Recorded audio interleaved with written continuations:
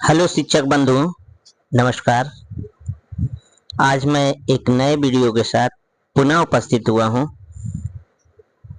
जिसमें मैं समझाने की कोशिश करूंगा कि जो सक्षमता परीक्षा दिए थे आप लोग, उसमें सक्षमता पास लगभग 148 शिक्षक संदिग्ध पाए गए हैं। सत्यता साबित करने की अंतिम तिथि 30 अक्टूबर को दिया गया है, जिसके बारे में डिटेल से बताना चाहूंगा। दोस्तों, मेरे वीडियो को लाइक सब्सक्राइब कीजिएगा, जिससे हमको भी मोटिवेशन मिलेगा और मैं आपको ठीक ढंग से समझा पाऊंगा। दोस्तों, बात यह है कि जो भी सक्षमता परीक्षा पास करने वाले वैसे शिक्षक जो संदिग्ध या फर्जी पाए गए हैं, ऐसे शिक्षक को सही प्रमाण पत्र अपलोड करने के लिए सरकार ने एक बार फिर से मौका दिया है और बताया है कि फिर मौका दिया जाएगा। इसमें वैसे शिक्षक को भी अवसर मिलेगा जिनका सर्टिफिकेट गलत अपलोड हो गया है। गलत अपलोड कहने का मतलब कि अगर आप कोई अपलोड किए हैं और गलती से कोई दूसरा अपलोड हो गया है, उनको भी एक बार मौका मिलेगा। पता है आप लोग को कि जिले में कुल 5834 शिक्षक अभ्यर्थियों में 5754 अभ्यर्थी काउंसलिंग में शामिल हुए। इसमें 5451 ने अपना काउंसलिंग कराया। उसमें से 5056 अभ्यर्थी के सभी कागजात सही पाया गया, जबकि 415 अभ्यर्थियों के एक या अधिक कागजात में कुछ कुछ समस्या पाई गई, यानी किसी में एक, किसी में दो, किसी में दो से अधिक। जबकि 267 अभ्यर्थियों का ओरिजिनल सर्टिफिकेट उपलब्ध नहीं कराया गया। वहीं 148 अभ्यर्थी जो हैं संदिग्ध पाए गए। इसके सुधार के लिए, गलती के सुधार के लिए डीओ को दें आवेदन, यानी कि गलती सुधार के लिए आप डीओ को दे सकते हैं। डीओ का मतलब कि आप जिस जिला में सक्षमता दिए थे, जिस जिला में सेलेक्ट हुआ है, उस जिले के डीओ को ही ये आवेदन दे।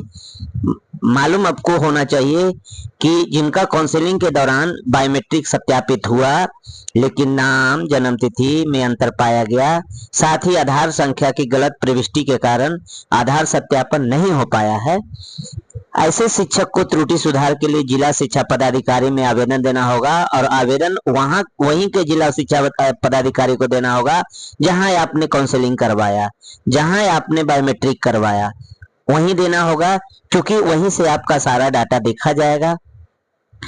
मालूम हो कि यदि किसी शिक्षक अभ्यर्थी का आधार में अंकित नाम का टाइटल एवं मैट्रिक प्रमाण पत्र में अंकित नाम का टाइटल दोनों में परिवर्तन के कारण, यानी दोनों में बदलाव के कारण, देखिए आधार में किसी का हो गया जैसे सुमन कुमार सिंह, और किसी का मान लिया जाए बदल के हो गया सुमन कुमार या सुमन प्रसाद, तो इसमें टाइटल में अलग जो हुआ है, जिसके कारण टाइटल में परिवर्तन के कारण आधार सत्यापन नहीं हो पाया है। ऐसे स्थिति में शिक्षक अभ्यर्थियों को न्यायिक दंडाधिकारी यानी जुडिशियल मजिस्ट्रेट के न्यायिक दंडाधिकारी के द्वारा एक शपथ पत्र जारी कराना होगा, और उसके बाद उसमें नाम और टाइटल को सही मानते हुए आधार का सत्यापन किया जाएगा। दोस्तों, आज का न्यूज में एक न्यूज आया है, जिसके आधार पर आपको मैं ये बताना चाहूंगा कि आज का न्यूज में किसी पेपर का फर्स्ट पृष्ठ पर ही है, हिंदुस्तान पेपर का। आप भी देख लीजिएगा इस न्यूज को। मैं इस न्यूज को आपके बीच दिखाना चाहता हूं कि इस न्यूज में है क्या। सक्षमता पास, चूंकि सक्षमता जो दिए, यानी कि मैं इस विशिष्ट शिक्षक वाली बात नहीं कर रहा हूं।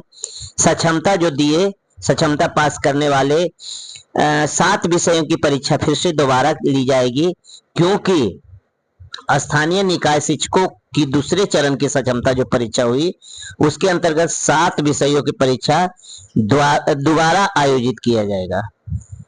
चूंकि बीएसईबी यानी बिहार विद्यालय परीक्षा समिति के प्रश्न पत्रों में कुछ विसंगति हो गया था, इसलिए बीएसईबी ने फैसला लिया है कि बुधवार को बताया कि जिन विषयों की परीक्षा दोबारा ली जाएगी, उनमें कक्षा 9वीं 10वीं के 5 विषय हैं, और 10वीं 11वीं 12वीं के 2 विषय हैं।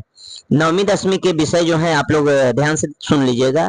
संगीत का जिसका कोड है 114, हिंदी का जिसका कोड है 101, गृह विज्ञान जिनका कोड है 119, नृत्य जिसका कोड है 116 और फारसी जिसका कोड 107 है।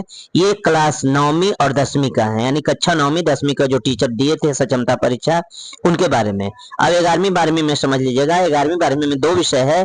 पहला गृह विज्ञान जिसका कोड है 224 और इतिहास जिसका कोड है 225।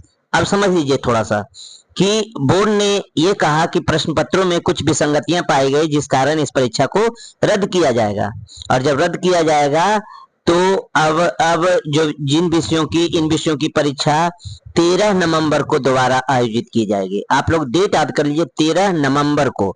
इसके लिए फिर से परीक्षा केंद्र निर्धारित किए जाएंगे और बोर्ड ने कहा कि दोबारा जो परीक्षा शामिल होने वाले अभ्यर्थी हैं उनको नए सिरे से एडमिट कार्ड यानी प्रवेश पत्र भी जारी किया जाएगा। इस संबंध में अभ्यर्थियों को जानकारी दी जाएगी। बोर्ड ने दोबारा जो परीक्षा आयोजित किया है उसको सभी जिला शिक्षा पदाधिकारी, जिला कार्यक्रम पदाधिकारी को स्थापना को सूचना भेज दिया गया है। और दूसरे चरण की जो सक्षमता परीक्षा होगी उस परीक्षा के अंतर्गत 26 अगस्त को कंप्यूटर बेस्ड टेस्ट के माध्यम से इन विषयों की परीक्षा ली गई थी। अब आप लोग को दूसरे राज्य चरण की सक्षमता परीक्षा 23 और 26 अगस्त के बीच जो आयोजित की गई थी, यानी कि समझ लीजिएगा जिनका 23 को और 26 को, ये दोनों डेट को जिनका आयोजन हुआ था, जो विषय है संगीत, हिंदी, गृह विज्ञान, नृत्य और फारसी, और गृह विज्ञान और इतिहास, चूंकि संगीत, हिंदी, गृह विज्ञान, नृत्य और फारसी कक्षा 9वीं 10वीं और 11वीं 12वीं का गृह विज्ञान और इतिहास, उन राज्य के 9 जिले में इनके लिए केंद्र बनाए गए थे। परीक्षा में 85,000 से ज्यादा अभ्यर्थी शामिल हुए थे। ऐसा माना जा रहा है कि ये रिजल्ट जो होगा, जो समय पर जारी होना चाहिए था, वो रिजल्ट में थोड़ा देर होगा, क्योंकि दोबारा 7 विषयों की परीक्षा ली जाएगी और परीक्षा के बाद उसको जांचा जाएगा, तब रिजल्ट जारी किया जाएगा। यानी संभावना ऐसी है कि नवंबर के आखिर में या फिर इसके बाद परिणाम जारी होंगे। नमस्कार दोस्तों, अगली जानकारी रहेगी तो मैं जरूर शेयर करूंगा। तब तक के लिए धन्यवाद। Thank you very much.